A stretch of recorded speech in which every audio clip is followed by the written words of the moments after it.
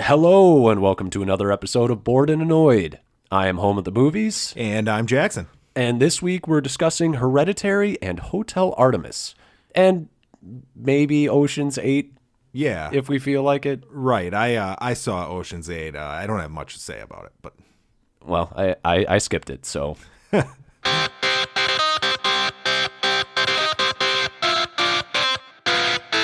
Bored and Annoyed. But as always, we're going to start with news and trailers and all that stuff. all that fun stuff. Yeah. All right. This week was the week of trailers, it seems. Yeah. There was that one trailer we saw at the movies that neither of us had even heard of the movie, and it looked awesome. So. Isn't that the best? I miss that feeling. Yeah, no, it was funny because I looked over at you when we went and saw that, and I looked over and I go, oh, must be time that they've switched the batch of trailers. Yes. Because every time we go see a damn movie, it's the same 4 trailers, you Yep. know? Well, yeah, I keep on seeing that the Darkest Minds Yeah. one. Oh, the one that looks like an X-Men movie, like Yeah. a young adult X-Men It's like movie. X-Men meets Hunger Games. Yes. But worse. Yeah, but it is funny how the one guy gets killed by Thanos at the end of the trailer. I don't know if you noticed that, but there's a character that fades into mist. Yeah, I did notice that actually. I didn't even think about it that way. But yeah, the one that we saw in the theater was Bad Times at the El Royale. Bad Times at the El Royale. What did that look like it was about, Alex? God, I don't even know, and that's the best thing about it. It looks like there's a hotel, and it's got like Jeff Bridges is going there, and John Hamm's there, and Chris Hemsworth shows up and does his best Jim Morrison impression. Yeah, Chris Hemsworth looks to be like the bad guy. Yeah, I'm pretty excited And for Jeff that. Bridges is like some sort of a priest assassin. Yes. Like he is a priest. He doesn't kill priests. Oh, Right. maybe he does. Maybe, But- I don't know what the But hell's he's going on. Yeah, he's an assassin dressed like a priest. Right. And apparently, like, you can spy on people in this hotel. It's almost got like a Norman Bates type feel to it. Yeah, and then one of the characters says something along the lines of like, I just spy on who management tells me to spy on. Right. So yeah, apparently the theme of the season is going to be criminal underworld hotels. Yes. You know what? Hey, after Hotel Artemis, sign me up. Yeah, you're up for it. And John Wick. Yeah, and I John suppose. Wick, yeah. They're 2 for 2, really. Yeah, and I mean, it really does look really good, and it's directed and I believe written by the guy who wrote The Martian and directed Cabin in the Woods. Okay, so there you go. It looks like it'll be pretty good. Yeah, Spider-Man Into the Spider-Verse. Yeah, and I know you're pretty excited about this one, huh? I love it's like Andy Warhol had sex with 3D glasses. That's like the art style of it. It reminds me of that rotoscoping like technology that they used, Yeah. like in a Scanner Darkly with Keanu Reeves or whatever, a little bit, But but not quite. no. I really do love the art direction. It looks fantastic. Yeah, it looks cool. They've got like the boom and pow sound Yeah, effects, yeah. bubbles and stuff. It's for anybody who hasn't seen it, it's an animated Spider-Man film. Yeah. Is it going to be in theaters or is it going to be just? Yeah, it's going to be in theaters. Wow. Yeah, and I mean, you've got I forget the actor's name, but the guy from Dope. Did you see that movie? I did see Dope. I enjoyed Dope. Yeah, I love that movie. I love the ending. And he's playing He's playing Miles Morales, who is the half African American, half Hispanic. I forget what nationality it is, but half Hispanic Spider-Man. He's Okay. the new Spider-Man. and it's like an alternate universe or something. Well, I mean, in the comics, there are two kinds of universes. There was the one that was created back in the 60s, and then in the year 2000, Marvel was going through, they were just coming out of bankruptcy, and they were like, man, we got to get new readers. And how do we do that? Well, the main complaint about comics is that they're all convoluted. Let's just start a new universe right now as if the Marvel universe started now in the year 2000. Right, kind of a fresh start. Yeah, so they had their regular comics, and then they had what that was called was the Ultimate line. And so it is kind of an alternate universe because this universe is where Peter Parker was Spider-Man, but he never actually graduates high school. He dies in a battle with the Green Goblin. It's kind of a nice little twist on sort of the Spider-Man mythos because Peter becomes sort of like the Uncle Ben type character. That's what it looked like in the trailer. Because Miles, he actually never becomes Spider-Man before Peter dies. but it's Peter's death, and they never meet before this. Okay, spoilers, Alex. Yeah, spoilers for the comics. Yeah, that's like fine. as if anybody's going to read That's them. true. But yeah, he doesn't even meet Spider-Man, but he gets his powers before Spider-Man dies, and he's kind of like, well, I don't need to do this. There's already that guy doing the whole Spider-Man thing. Right. But then he dies, and he's like, man, I could have done something. So this is what happens in the comics. Now, Yeah. it doesn't look like this is how the movie's going to play out. No, well, then what they did in the comics is they basically just made Miles, because he was such a popular character and the Ultimate line was failing outside of Miles' story, they brought him into the original Marvel Universe. So therefore, you've got a huge age gap between late 20s Spider-Man, early 30s Spider-Man, and teenage Miles Morales, and that seems to be what they're going for here. Okay. Yeah, I mean, I'll go see it. I'm, always down to see something. Yeah, So. and I do love the art style. I feel like the action looks really kinetic. The only thing that has me a little sad is that I was hoping that we would get a live action Miles Morales. Oh, you might someday. Yeah, but I hope that this doesn't. I mean, for people like me, that's not going to sell me on going to see it. I want to see Peter Parker if I'm going to see Spider-Man. See, I like. You're reaching for a niche audience that gives a shit about Miles Morales.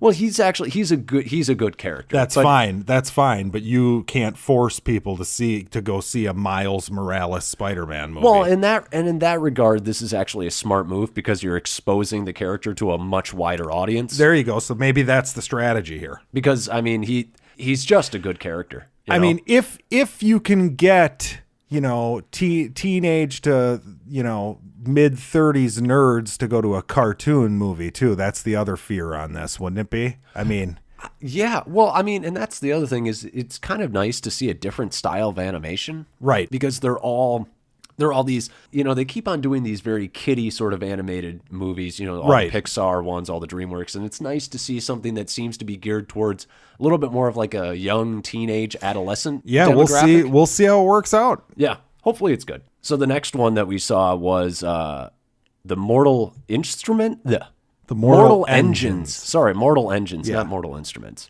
Shows how excited you are for this. Yeah, how do you feel about it, Jackson? I mean, I like Peter Jackson stuff. He doesn't make bad movies, so it looks a little cheesy.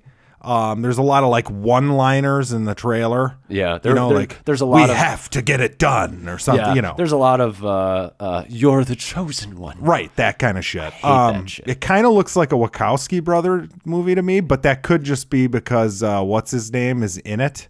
Agent Smith, so I get a little thrown off. I feel like everything's a Wachowski brother with him in it. He worked. He worked with Peter Jackson. He was in Lord of the Rings. That's correct. I mean, I don't know. I think it looks visually, it looks really nice. Yeah, I love the look. It's very steampunk, and I like steampunk. I don't know if you have any affinity towards it at all, but I think it's a cool aesthetic. Yeah, sure. Other than that, I mean, the acting looks terrible. The writing looks very cliche. So. Do you think he's going to make a bad movie, though, with this big of a budget? He made 3 terrible movies in the Hobbit trilogy. They're not terrible. Oh, they are almost as bad as the prequels. No, they're not. No, they're not. Step back and reevaluate that statement. Nope. There are characters with arcs in those movies. It's dragged out and it's unnecessary or whatever, but there's like good character moments in those movies. Okay, so I saw Smaug is more interesting than anyone in the Star Wars prequels, and he's only in like a 20-minute scene with Bilbo at the end. Okay, here's the thing. I didn't find him interesting at all. Oh, I liked Smaug. I thought they did a good job with that. I didn't like any of the characters. Not one. I liked Bilbo. Yeah, Bilbo was fine in the first movie, and then his whole shtick just became boring. Yeah, I don't think you can put them on the same level of awfulness. They're overly CGI'd, overly battle heavy, explosions, spectacle over character, drug out to nauseating levels of awfulness. That's the problem, is that they did not have the backing as far as story for 3 hour-long Hobbit movies. There's it's a just character. Unnecessary. There's a dwarf character at the end of the third one who is a fully CGI character, and there is no reason for that character to be CGI. No, I mean, they want whatever. It still doesn't compare to the prequels. Yeah, you don't have characters walking in place during exposition dumps. They're almost as bad. No. They're close. No, we're just going to have to disagree on this. That's fine. I think they're good, like, they're well-made films that are too long and too unnecessary for anyone to care about. They never should have done it. They should have done 1 2-hour movie for The Hobbit. Look, even Peter Jackson knows that he phoned it in on those ones. No, that's fine. Then guess what? He can phone it in and make a better movie than George Lucas can sitting in his lawn chair. That's 30 miles away from where the goddamn scene is being acted out. Fair enough, but it still doesn't save them from being bad movies. But we can get off that topic. They're not bad movies. Just got to have the last word. But we got one last one, and I know that this is one that you're really excited about. Halloween. Yes. Yeah, I'm excited. Yeah, badass Jamie Lee Curtis is back. Yeah, that's, I mean, okay. Like, that's not what excites me. It's just the fact that, like, it sounds like they're going to be taking Halloween seriously again. Mm-hmm. Rob Zombie had his 2 movies. The first one, I have a problem with the first. Like, it's really interesting, the whole backstory of Michael Myers. Mm-hmm. But then, like, halfway through the movie, it turns into just the same old Halloween as before. Right. Only there isn't this, like, not to nerd out or anything, but Michael Myers, to me, the fact that he doesn't have any sort of a backstory as to why he turned into this monster and killed his whole family as a child makes it more interesting than he was abused. Right. And there's kind of an explanation, which is the direction Rob Zombie took with it, which is fine. Right. I mean, I don't hate those movies. I know a lot of people think the second Halloween movie Rob Zombie made is like a disaster. Okay. And I even like that a little better than the first one because it was unique. Okay. It's very strange. The first one was just kind of like, oh yeah, we'll do a prequel here. And then halfway through the movie, when it catches up to like older Michael Myers, we'll just do the same thing we've always done. Okay. So this one, apparently they're pretending that nothing after the first one ever happened. Yeah. So they're throwing away. It's a Superman Returns situation. Sure. Basically. Yeah. Yeah. But see, Halloween 2, I thought was pretty good. I love the Halloween series. I'm pretty well versed in it. There's good moments in them, but I do like the idea of like there was that night in the first movie. Yeah. And they caught him at the end. And now 40 years later, he escapes. I like that concept. Right. Yeah, I haven't seen any of them past the first one. Yeah. I mean, the only ones I would recommend would be, 2, 4, and 5 are all kind of interesting. 2 is just basically 2 takes place immediately after the first one ends. Jamie Lee Curtis is in a hospital. Okay. And Michael Myers comes to the hospital. Oh, okay. And then 3 is the one that doesn't have Michael Myers, which is hilarious and bizarre. And if you've never seen it, it's called Season of the Witch. Okay. They were trying to turn it into like an anthology series. Oh. So it was going to be every Halloween a new movie came out. And it wasn't all Michael Myers. It was going to be like a different thing every time, and it just fell on its face. And it's gained quite a cult following over time. Number 3 has. That has me interested. It's weird. So I'm going to check that one out. There's a scene in it where they're in a bar and Halloween 1 is on the television in the bar. Oh, man, they missed a great opportunity. Oh, come on. Now I'm upset. Yeah, and there's a song, and it'll be stuck in your head for days if you watch the movie. I mean, it's on when you put in the Blu-ray, it's the song that plays during the menu, just over on a loop. Okay. Oh my God, it's brutal. But anyways, 4 and 5 kind of had a different little plot line that played out with a new child. Okay. Those were pretty interesting. But yeah, I mean, I'm okay with dumping everything after the first one, because the first one's the classic horror movie. Yeah, I mean, I really liked the first one. I thought it was especially for its time. I mean, you can see some flaws in the cinematography and some of the special effects now, but I don't agree on the cinematography. I think that's the best part of the movie. So the way they shot that one was, I mean, we're used to jump scares now, right? Well, let me clarify the cinematography. I mean, there are times where you can see some of the special effects that they're trying to implement at the time. And so it's like, those are the only things that I mean by cinematography. Sure. So, but other than that, cinematography was very good. Yeah, I was a fan in the first Halloween movie of like he would just kind of be standing in like a room behind what was happening and nobody knew he was there. Yeah. It's just fucking creepy. Which is maybe one of the best parts in the trailer is when the girl goes to shut the closet door. Yeah, that's pretty good. But I'm pissed they showed that in the trailer. Yeah, but when you're in the theater, the second that it happens, you know he's going to be in there. I mean, they're not really spoiling anything. That's true. But I'm actually just really excited. We haven't seen kick-ass Jamie Lee Curtis in a while. Yeah. So I'm kind of excited for that. Well, and I like the whole concept that like she has been wanting him to escape because she wants to kill the fucker, Right. Like that's kind of neat. So. Yeah. And I do like the whole she became obsessed with him and he became obsessed with her. Yes. That's some good stuff. Yeah. But that kind of does it for the trailers for this week. All right. Let's get into the actual news. So box office this week. Quick rundown. So Ocean's 8 won the weekend box office with $41.5 million. Okay. Solo continues its terrible fall from not even grace. Didn't even have any grace. Right. Just like Elaine. She doesn't have grace. Yeah, there you go. That's a good episode. Yes, it is. Solo is in a distant second with 15.5. Deadpool 2 is number 3 with 13.6. Hereditary is 13 million, which is actually A24's biggest opening weekend. Oh, good for them. Yeah. And then Infinity War rounds out the top 5 with 6.8. And then the one that disappoints the hell out of me, all the way at number 8, Hotel Artemis debuts at number 8 with 3.15 million. That is sorely disappointing to I'm me. not shocked. I'm just not. I actually am shocked because that feels like it's going after a little bit of the John Wick, demographic, the young males, 30 and under males kind of thing. Yeah, and if it would have hit, if they would have screened it 2 weeks ago and it would have been like 85 or 90% on Rotten Tomatoes or something, I think that would have been a higher number. But I'm pretty sure it's rotten on Is it Rotten Tomatoes. Really? I believe, last I checked, I believe it was. Wow.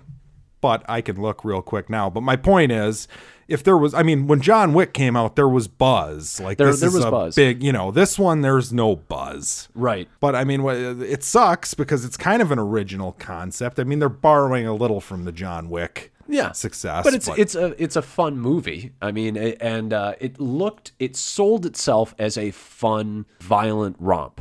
Yeah.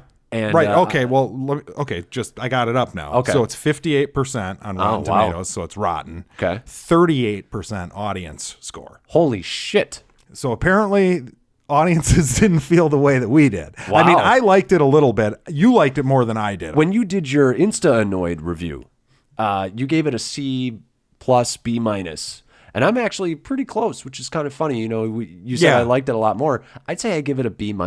Yeah, It's maybe a B, but I feel like I'm being generous. Right. Well, when we walked out, you just seemed more excited about it than I was. I had a good time. Yeah, right. I was kind of bored, but we'll get to that. Yeah, let's get to that later. But other box office news. So Jurassic World opened in a bunch of other markets, opened to 146 million.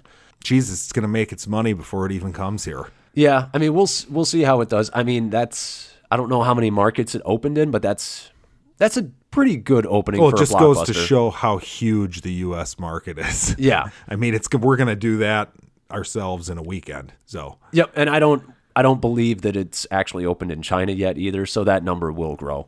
But I have no excitement for this movie. That is no news to anybody who's just, been listening for a while. But anyways, one thing that I am excited about, though, is Infinity War is $1 million away from reaching $2 billion, which will be the first non-holiday season $2 billion movie ever. Congratulations to them. Yeah. Well deserved. It won't reach The Force Awakens at this point. It just doesn't have enough steam left in it because Force Awakens was $2.068 billion. Okay. Infinity War is going to land right around, $2.040 billion.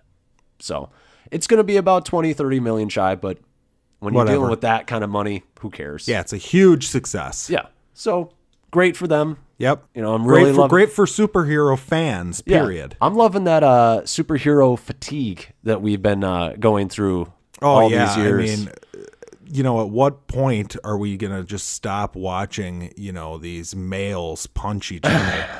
And, you know, why can't we get other stories? Yeah. Why can't we get other stories about maybe a white man going to a native tribe? Or like a time traveling robot. Yeah.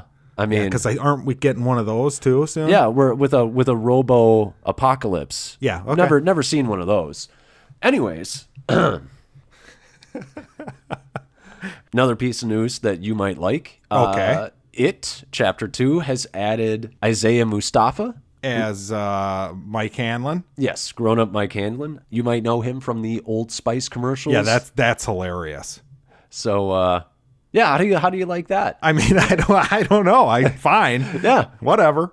I'm kind of glad it's a guy who, I mean, is a no name basically. Yeah. You know, whatever. They've already gotten a couple like stud actors in there, so yeah, go ahead and whatever. I remember the rumor was that the script for the second one was heavily revolved around Mike Hanlon. Really? Like he's like, this is going to sound bizarre, especially to people who've read the book, because this is not the case in the book. Okay. He apparently like got into drugs and shit, because he's the only one that stays in Derry. Yeah, The rest of them all leave Derry. Yeah. So apparently he's like off his fucking rocker now in this new one. Maybe he got on drugs because he's the one who can, like, he's the one who still remembers it. Yeah, right. I mean, I'm sure it would suck to be the one who stayed. Yeah. So I mean, that's, you know, I like it. Whatever. Yeah, you know? no, I'm excited for that movie. Nothing that I've heard so far makes me less excited than I already am to see that one. Yeah. I would. Okay. I don't really want this to happen, but I kind of want this to happen. I want him at one point to say, "Look at your man." Now, he doesn't need to say, "Now look at me." I just want him to say, "Look at your man." I do not want that. I want full immersion. I don't want to break. Or you just have a scene where they show him after he gets out of the shower and he's putting on Old Spice. Maybe he's on a horse in a scene. I would like him. Maybe he's on drugs and he goes like, "I'm on a horse." Just, you know. Yeah. Or like he has like some sort of a hallucination where he's on a horse. There we go. Yeah. Yeah. Yeah. Or he's an actor. He's a commercial actor. And the Old Spice commercials take place in the universe. Correct. Love it. That's great. This is lovely. Jared Leto is apparently getting his own Joker spinoff. He's a hunka. Yeah, great. Yeah. Because people are super excited about that character after his first appearance in the DCEU. Right. Well, the weirdest thing is the rumored Joaquin Phoenix, the Scorsese Joker film is still being rumored to being made. Okay. So what I'm going to do is I'm going to stay excited for that. Right. And not be excited for the Jared Leto one. I don't get what the fuck they're doing. I don't know what they're doing either. Like, just let it die. Yeah. I feel like Superman in Batman v Superman. The bat is dead. Let it die. Yep. God, I cannot believe I quoted that film. Hey, it's a great film. I mean, I watched a little bit of it. It was on TV the other day. I watched a little bit. God, I just had to remind myself of what utter shit it was. That's worse than the Hobbit films. You might not personally you might personally hate the Hobbit films more. No, but as far as like a structured narrative and something that makes sense, the Hobbit films are clearly better than that. Yeah, the thing that makes me so I was mad walking out of Batman v Superman. I was pissed. It's true, you were. Yeah. I wasn't pissed with the Hobbit movies. I was just bored as fuck until the third one, where I became annoyed at how bored I was. Okay. Well, yeah, the third one. Well, you know what the other problem with that was? Sorry to get back into this, but the other problem with those movies was they came out once every year. Yeah. And by the time you saw the next one, like there was nothing memorable. Yeah. It was just such a bland, like, film. Yeah. I'm not saying it was bad in my opinion. I'm saying that it wasn't great enough for me to like go into the theater. I didn't even remember where we were at in the story. Like when the movie started. Yeah, that's each not a chapter. good sign. Right. It's not a good sign. Yeah. whatever. I fucking hate him. But yeah, I don't know. I hate ranking movies. Batman v Superman is better than Hobbit or worse than The Hobbit. I don't know. They're both bad. Citizen Kane is better than Batman v Superman, right? Well, those are clear distinctions. All right. Well, I'm just saying. So we're going to end the news on some great downer moments. Downer moments in the week. John Lasseter, one of the heads of Pixar. Sure. He is going to be returning for a quick little stint for consulting purposes, and then he will be leaving the company for good. Okay. And this is basically due to there were some reports of him sexually harassing some of the female workers at Pixar. So, I mean, it's kind of a bummer because he was the guy behind Toy Story.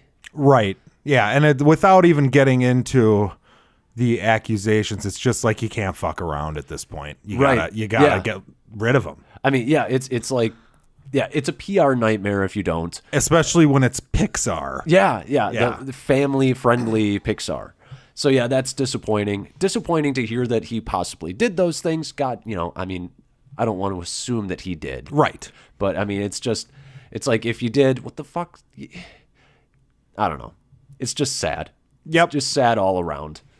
But last sad piece of news, we got Kelly Marie Tran, who played Rose in The Last Jedi.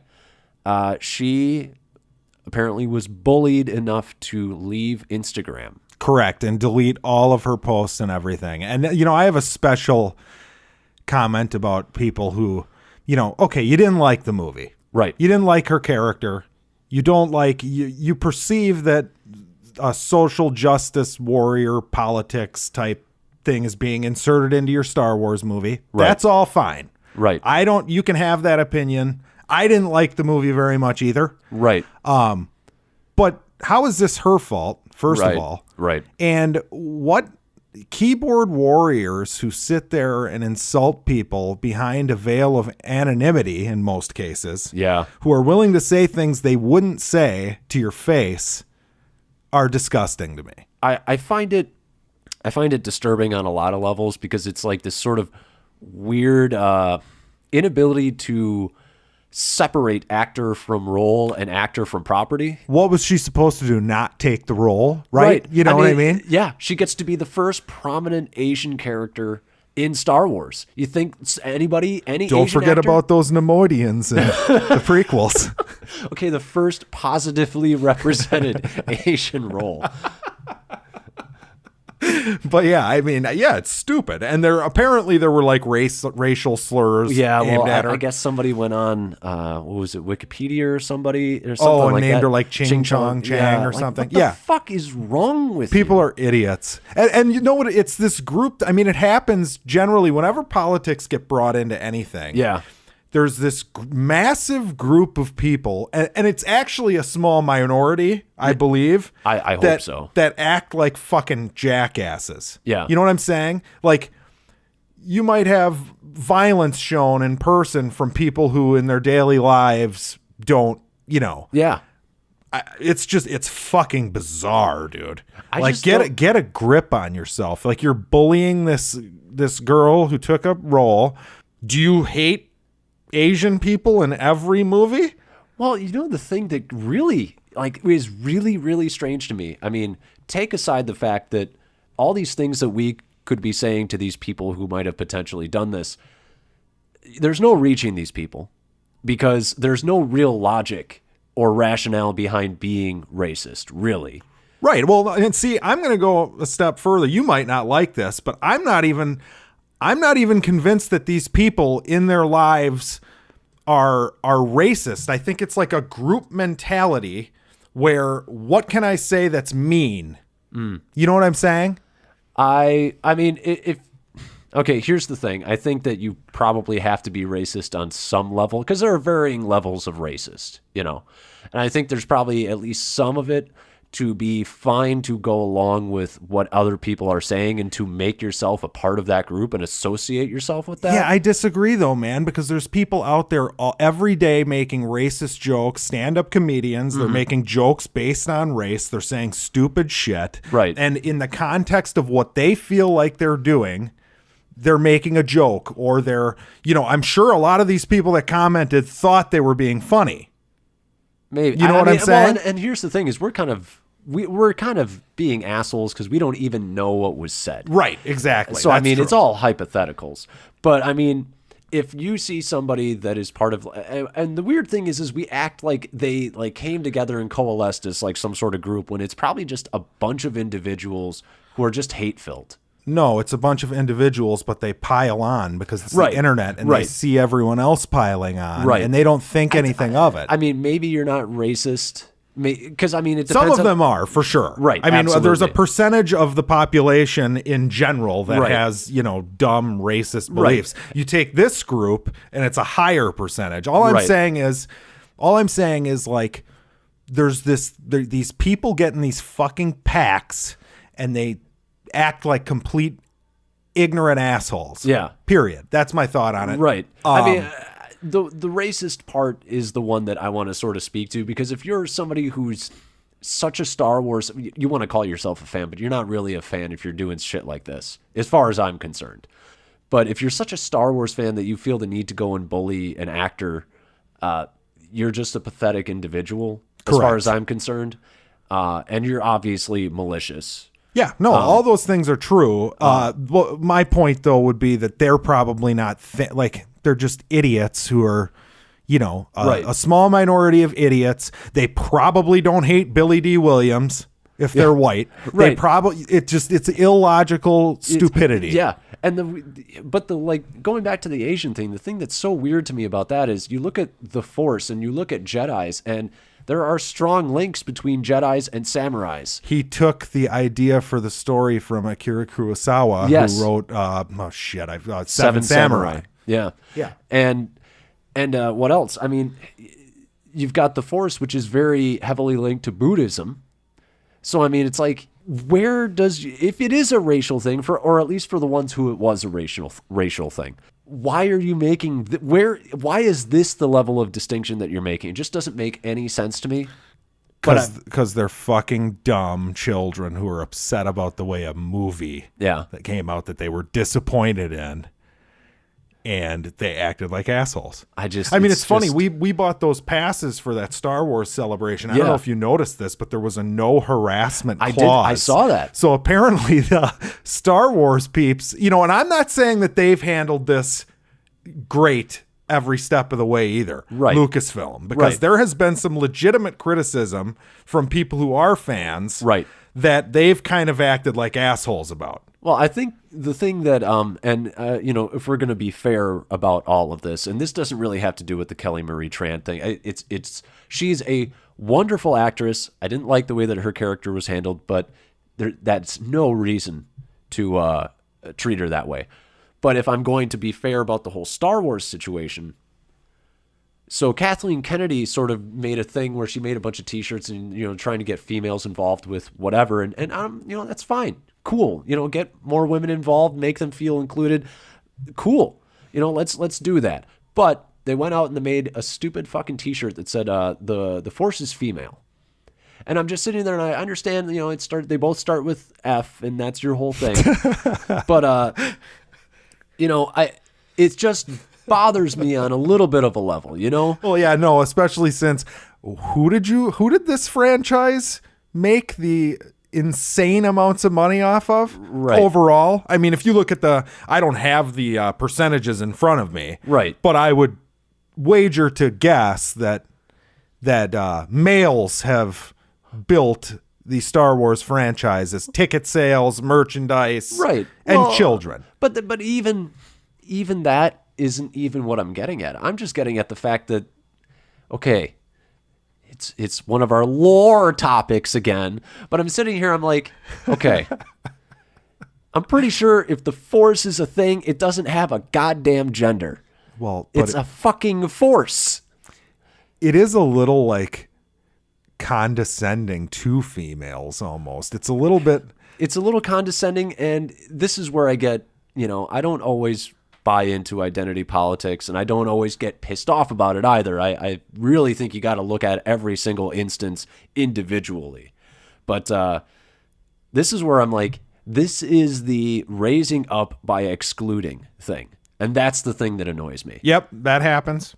And I don't like that. I don't like, we're going to exclude the males and say that the Force is female. Now, it's never been said in any of the movies, and it's just a PR thing. But I just don't think it's helpful to try and alienate part of your fan base. God, have you seen that video on YouTube, that review? I can't remember the woman's name. We'll have to post it on the Facebook page or something. But it's a woman who's hated The Last Jedi. Okay. And it's like a 25-minute rant. Really? And she kind of goes into that. Really? Yes. Okay, well, yeah, we'll find that. Like, we'll she share it. never had a problem with the way it was before. Right. And she enjoyed it. It didn't bother her. And now that it's being put in the forefront as this thing, Yeah. it's not naturally there. It feels distracting. Correct. It feels, pun intended, forced. And we don't hate women here, folks. No. I mean, I didn't hate or love The Last Jedi. It's just fine, Yeah. But it's not because of, honestly, it's not even, for me, it's not even the politics. It's just the storytelling is flawed. Yeah, but that portion of the story with her, not to defend the people that bullied her. Right. But her and Finn's adventure in the movie is a huge problem with the movie. Not her fault, just saying. I like the idea of war profiteering in the Star Wars universe. And I do like the idea of some people are actually not in. I do think it adds a little bit to the lore in that there are people that are not invested in the Rebels versus the Empire or whatever thing. I think that's cool. Sure, but it was a 45-minute. I mean, I think I've said this before. Right. It's a 45-minute like Easter egg hunt where they find the Easter egg and then the Easter egg gets blown up in front of their faces. And that's where I go. It's not the politics for me. It's the storytelling behind it. Okay. Sure. And yeah, they went way too heavy on the politics in that scene. that part of the story with like the racing and the slavers that are like whipping children. Because everybody who goes to the casino planet whips children. Well, I mean, the whole logic, and that's the problem with the Rose characters. Like, I liked her at the beginning of the movie when she met Finn for the first time. She was very endearing, very cute. Yeah. And then she gets to the planet, that gambling planet, and then she, she's like, well, this is what they deserve. And it's like, but you're just wrecking the casino. You're not, like, the people who are here that you're saying are benefiting from the war are not the ones who own the casino. Right. And all you did was make things harder for the people that work there now. So, like... Yeah, they're just going to build it again. Yeah, so, I mean, it's like, you didn't they saved those, much. But they also saved those animals, animal which abuse. They'll go and catch in, like, 10 minutes. Nah, those animals are too smart. They're gone. They're free forever. Right, yeah. I bet, the PETA folks probably love that scene. And you know what? That's cool. Like, I don't mind, like, let's not abuse animals. Sure. Sure. Yeah. But I mean, but the original Star Wars trilogy didn't so blatantly put all this shit in there. Well, I mean, it sort of did with the whole stormtroopers, sort of Nazi regime. Like that's pretty heavy-handed.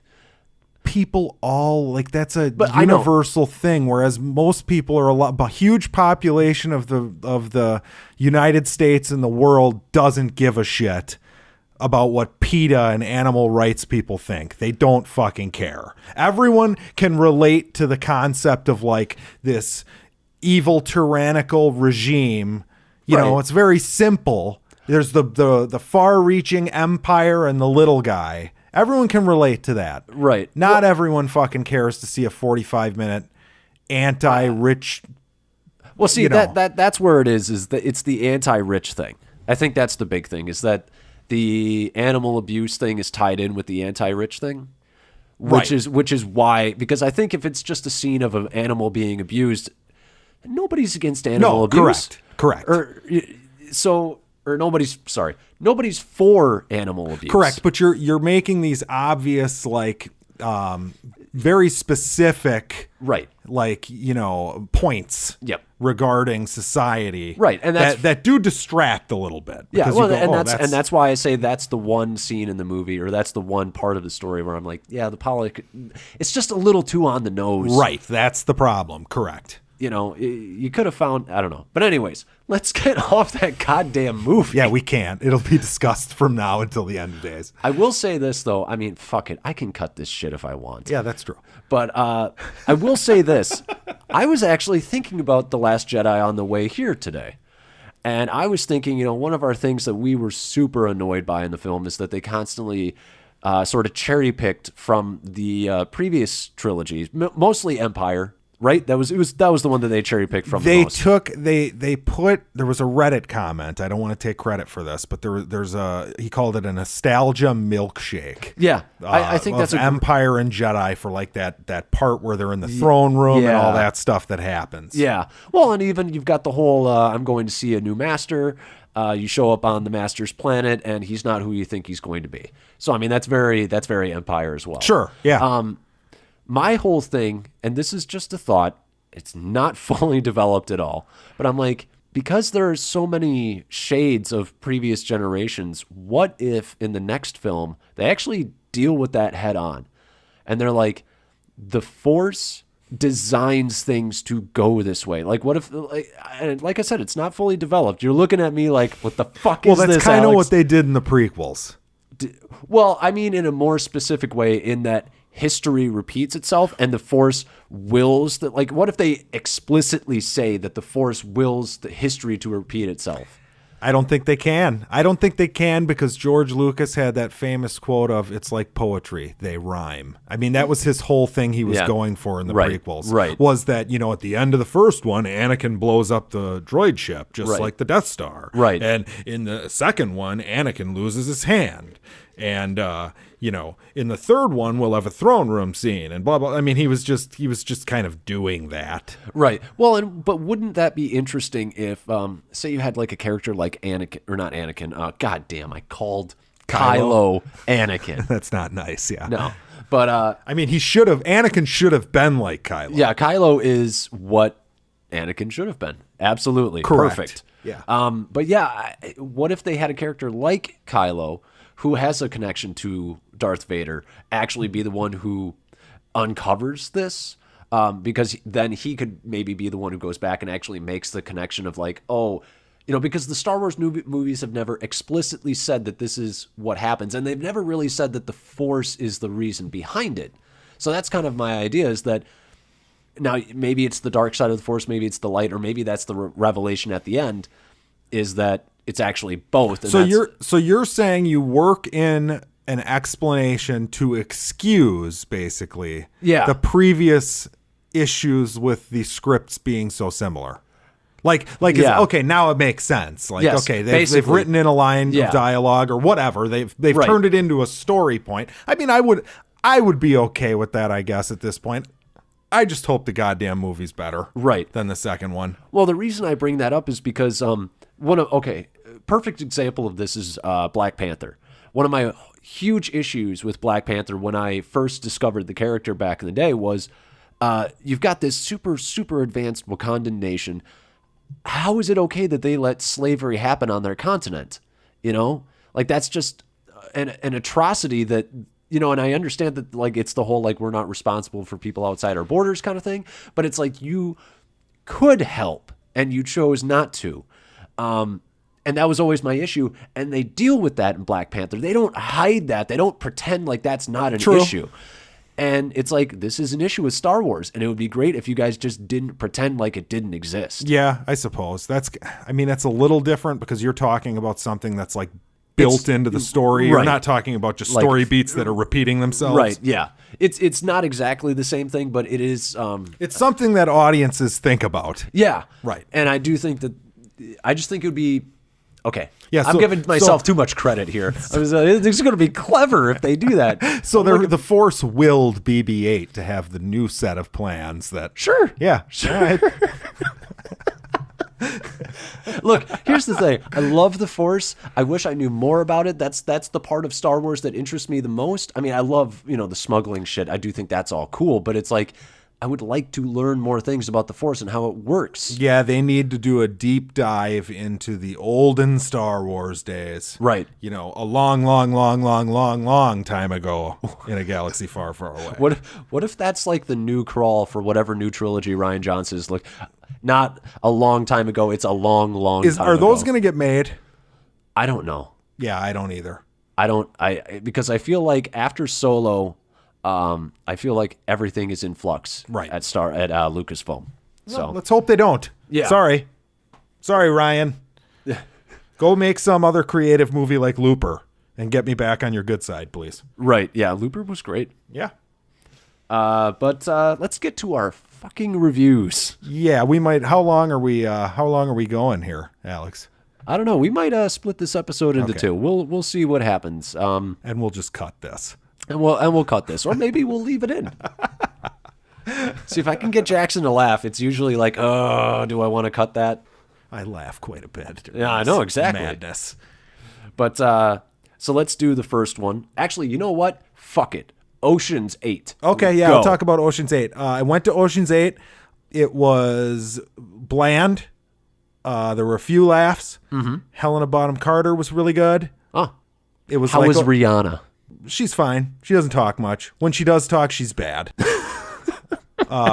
The girlfriend said that might just be her accent. That might be the case, but I can tell you she was awful in Bates Motel. Just dreadful. I didn't even. Okay. So I went in with like a negative, like, oh God, she's in this. Just because she like ruined a couple episodes for me of that show. But anyways, yeah, went in, bland, few laughs, giggles. I won't even call them laughs.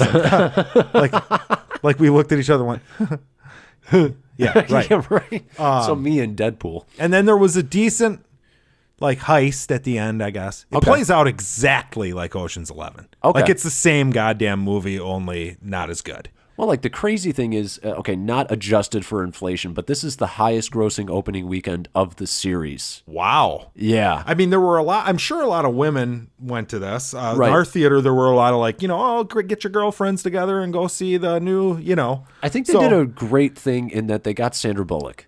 Because you get Sandra Bullock and she gets both men and women on board. Yep, and then you've got Rihanna in there for kind of like the more poppy, younger crowd. And then if you go with like sort of more the hipster crowd, you got Mindy Kaling. Yep, right. Yeah, you've really nailed the spot. I mean, Cate Blanchett's really well liked. And she's from the nerds who love, Lord of the Rings and Thor Ragnarok. But yeah, it was, whatever. Yeah. I mean, do I hate it? No.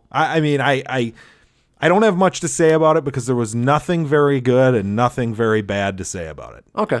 It's perfectly just right down the middle, C minus movie. It's like a C minus. What's the name of the girl who played Catwoman in the new Batmans? Anne Hathaway. Anne Hathaway. She was pretty good. Okay. But Helena Bonham Carter was the best in the movie. I like her. I mean, that's the thing is I look at the whole cast and I'm like, outside of Rihanna, I like all of them. So it's a little, it's a little sad to hear that it's not good. I'm not like excited about Mindy Kaling either. She's fine. She's fine. I liked her in The Office a lot. My favorite role, I didn't watch The Office, but my favorite role of her was as Paul Rudd's ex-girlfriend in 40-Year-Old Virgin.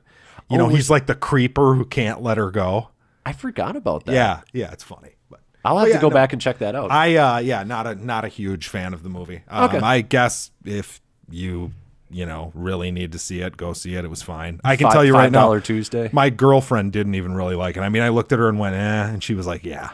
$5 Tuesday. Yeah, perfect. I'm so happy that I skipped it. Right. Good call. But let's get into the first movie, Hotel Artemis. Yes. Interesting movie. Yeah. Interesting movie because I feel like it had a bunch of elements in it that I really liked, but I can't say I'm a huge fan of it. Right. I think I'm in the same boat. It's a lot of fun, but it's not tremendously emotionally engaging. Right, and it's funny because they try to make it so. Yeah, and there are some scenes that are, you're like, I know I should be feeling something here, and I do feel a little bit of something, but it's only with one character. Correct. The rest they're all enjoyable. Like, I think every character in the movie is extremely likable. Yeah, none of them are bad characters. Correct. What's it about, Alex? So what we got here is we got 10 years in the future. There's a riot going on in L.A., and Sterling K. Brown is robbing a bank with his brother. They get into it with the cops when the riot's going on, and so they have to go to this Hotel Artemis, which Jodie Foster runs, which is actually a secret hospital for criminals. All right. And there are some other kooky criminals there, and things happen. Chaos ensues. I mean, exactly what you would think at a criminal hospital. Yeah, it was intriguing. I thought that like the lore and the world building were interesting. Yeah. Like there was stuff in there like, oh, that's neat. Yeah. You know. But yeah, there's just something specifically there's something about that, like you said, there's scenes where it's like, oh, I'm enjoying this character. They're fine. Yeah. But things are happening to them that should make me feel really bad. Yeah. And I just don't. And I felt like the same thing was true of the action in it. It felt empty. I feel like the action is probably, and this is so sad, but the action is probably the worst part of the film. Correct. I would agree. I would agree. Because it looks like an action movie. Yeah, exactly. Because they kind of sell you. That's the bad thing about the trailers. They sell you on an action movie, and it's not really an action movie. It's more of like a character piece almost. Like a character piece that doesn't. It has a character piece that has too many characters and too short of a running time to make you really feel for any of these said characters. Yeah, it's kind of got. I don't want to say a breakneck pace because it doesn't, but its pace is pretty fast.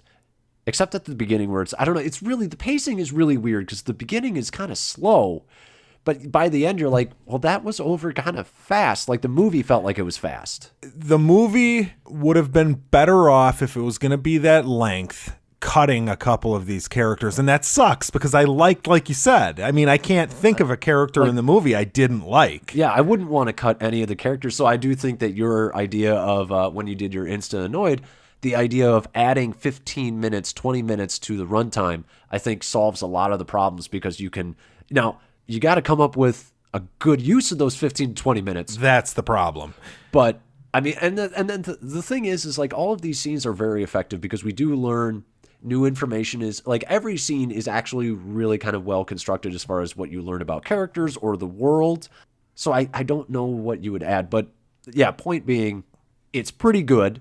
It's a fine time at the theater, but it's not great. It deserves more than, what, $3 million? Yeah, it deserves a hell of a lot more than $3 million. I mean, that's upgrade levels. Yeah. And it was in way more theaters, I'm assuming. It was in just over 2,000, I believe. Yeah, okay, so we'd have to see what upgrade was in, but upgrade was in one theater here. Yeah. So I'm assuming this was in more theaters than that. It had to have been in more theaters. It's not nearly as good as upgrade. No. Right. Well, I mean, I guess if you want to look at it in this regard, overall enjoyment, no, it's not as good as Upgrade. But as far as unique, engaging characters, this has it beat. Because every character in this is fun and enjoyable, and I would if they made a sequel, I would love to see. Oh yeah, I'd see it too. I mean, Rat Race you could say the same thing about with Rowan Atkinson, the Rat Race remake. Breckin Meyer, Amy Smart, Rowan Atkinson. Sure, is it as good as Upgrade? No. Upgrade has one fantastic character, and that's all you need. Yeah, well, yeah. I mean, how many great characters are in RoboCop? It's a good point. Right. I'm not saying it's a better movie. I'm just saying as far as having characters that I enjoy, sure, that it's got it beat there. Like Dave Bautista in this. Yeah, he's great. He's great. He might be well, that's just fun. I mean, I was about to say he might be the highlight of the movie. As far as laughs, I would say he's the highlight. Yes, he gets some great laughs. Yes. Jodie Foster is doing some great acting here. Well, and that's I think I said that in my review too. She's fantastic in this. Yeah, she's got like the way that she walks too. She plays kind of she plays kind of an odd duck. Yeah, she's almost a odd duck. Yeah. That was in your Hereditary review. Yeah, she plays kind of like an aging hippie. Yes. She's eccentric a bit. Yeah, she plays the first song in the movie, and she sort of runs around with a tape recorder, or not a tape recorder, but like an old, like almost Walkman. Yep, and it's hooked up to a record player. Yes. That's in her room. Yeah, and she's listening to the Mamas and Papas. All the leaves are brown. Yep, leaves yep. are brown. Yeah, I was like, man, this. But her character has like an arc and an interesting backstory. That's Yep. the one that emotionally like kind of gets you a little bit. Yeah, there were a few scenes where I was like, man, she is elevating this material, and the material is pretty good, but she is elevating this material. Absolutely. But yeah, as far as other people in this, just a quick rundown. Jeff Goldblum. You've got Charlie Day. What's her name? Sophia Boutella. Yep. Yep. Yeah, they're all good. Yeah. I would say. Zachary Quinto. Yep. He might be the weakest character. I do think he's the weakest character. He is there. Actually, you know what? He's the one character you don't enjoy, but you're actually designed to not enjoy him. True. But he's not the kind of like, oh, I hate this character and it makes Right. me. You know what I'm saying? You just feel like, well, he's just kind of dumb. You don't. Right. You don't feel any.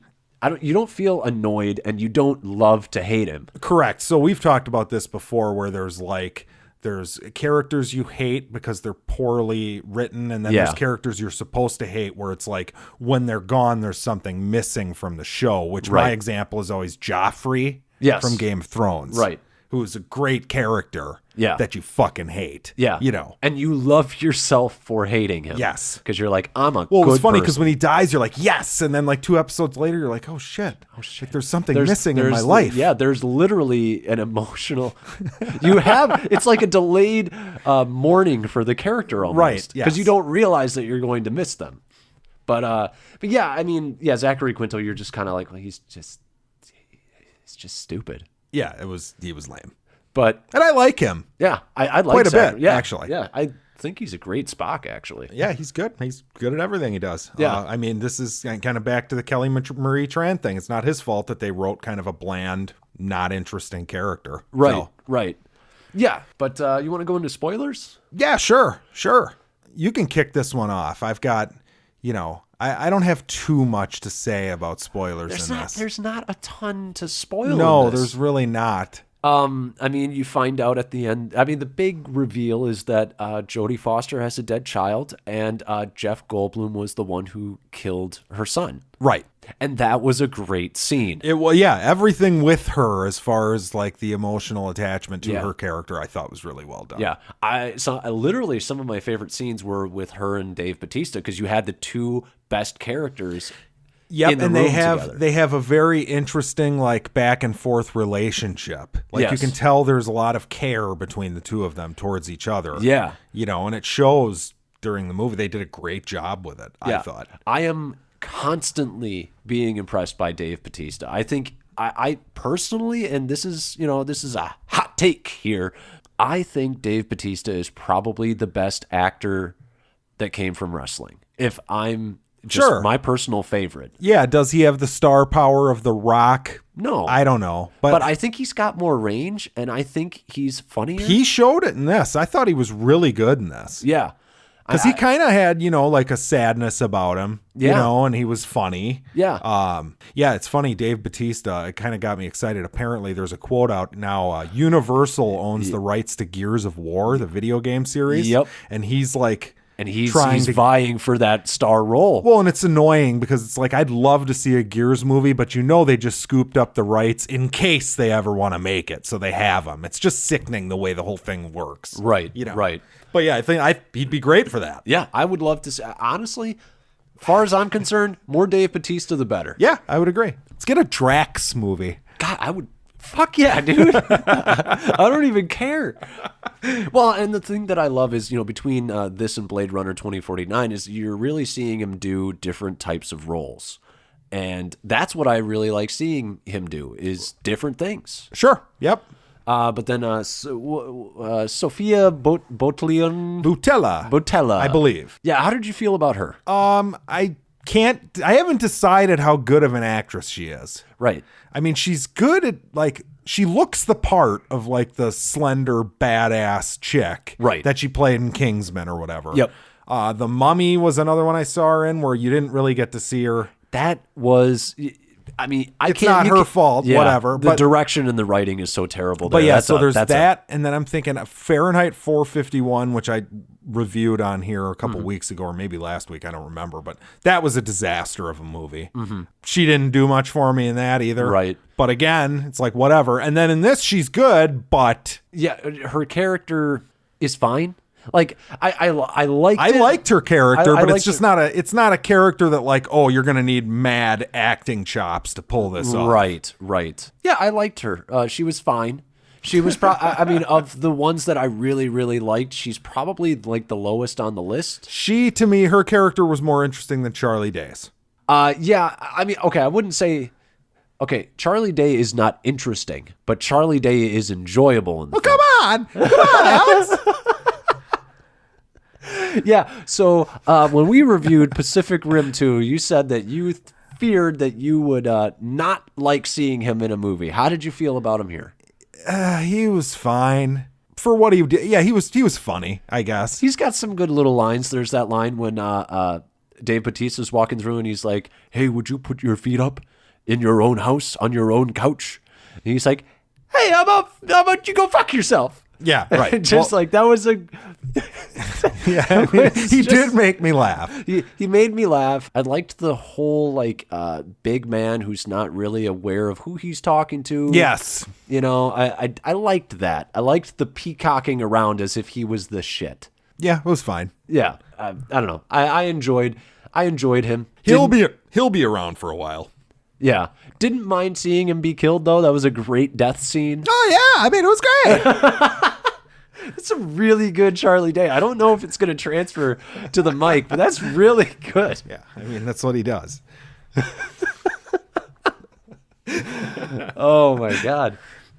Jeff Goldblum. Disappointing that he's only in like 5 minutes of the movie. Yeah, he was great for the 5 minutes he was there, though. He served his purpose. I mean, that shows the power of him as an actor. The Goldblum. Of the Goldblum, yeah. Yep. 10 out of 10 Goldblums. Yeah, right. He is awesome. I love that guy. That was one of his quotes for working with Taika Waititi on Thor Ragnarok. He's like, yes, I would give him 10 out of 10 Goldblums. Hey, it's a fair rating system. Yeah. But yeah, he was great. He was absolutely great. I loved his bits with Zachary Quinto, actually, where he's just, ripping on his own son. That was great. Oh, yeah. Well, good, because we didn't like his son either. Right. He sucked. Exactly. And it was great to see him just sort of treat his son like shit, and not even in like a abusive way. Like, I guess it's verbally abusive. But, yeah, it's pretty abusive. But you're like, you're such a little prick. I don't care. Right. But yeah, I mean, my favorite thing is that, I said this when we walked out of the movie, favorite thing is the fact that it's very much like Die Hard. It stays in one central location, doesn't really leave that location. And when you do that, you create a situation in which you get to focus on character. And you save money, so hopefully a $3 million box office take isn't as brutal as it could have been. I'm a little sad. Honestly, I wish that they would tie this in with John Wick. I know that they can't because it's 10 years in the future, but I feel like it's such a fun movie and the characters that are in it are so good. I would love to see Jodie Foster's character again. I'd like to see Sterling K. Brown show up and meet John Wick. Oh, it'd be neat if like Jodie Foster and what's his name from John Wick like had a relationship. They knew each other from the different underground hotels. Yeah, that would be great. The thing is, I'm a little sad that we're probably never going to see these characters again. No, we might. You never know. You never know. Yeah. It's probably going to be in like a graphic novel setting. Yeah, that does suck though. I mean, I would see a sequel immediately. You're right. Yeah, this is a franchise starter that it's just not going to get a franchise and it sucks. Yep. But it also ends in a way that you don't need a sequel. It's a very good ending. Yeah, it sounds a lot like another movie that I loved named John Carter. Yeah, where's that sequel, Disney? Yeah, right, you fuckers. Instead, you're making bad Star Wars movies. You have a good sci-fi franchise that people just couldn't appreciate, and instead we get Solo. All right, that's enough. Enough about that movie. That's Jackson Unleashed, people. Yeah. We'll be trying to feature that at least once a episode. Once a month, I'll bring at some point a John Carter conversation is happening on this podcast. Yeah. Be ready. Good. I'm ready to talk about a relatively fine movie. I'm just going to let that go. So, Alex, we've gone a little far here, a little long. Maybe we should just put Hereditary in as a bonus episode like we did for Star Wars Week? Yeah, I think we should. Okay. All right. Well, then that's been another episode of Bored and Annoyed. I have been Jackson. I have been home at the movies. Have a good night. Bye.